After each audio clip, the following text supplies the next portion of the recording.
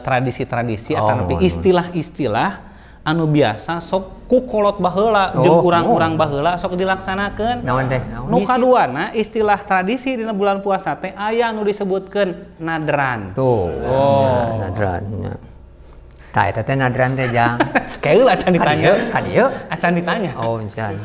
Tinggalkeun manukna, tinggal kurungna. Tinggalkeun kurungna, manukna pan leupas tah eta manukna urang anu kudu di eta teh jang. Naon itu kana manuk atuh?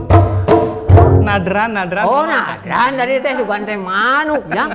Tanah kapal ngabah mah hudang teh tahu teh. Jam 3 jang. Ah, nakolan beduge saja jalan gitu nya. Dugi teh kayu mah jam 6 isuk-isuk jang. Kaburu sahur atuh nya. Oh, da ku nakol beduge wareg jang atuh abah teh.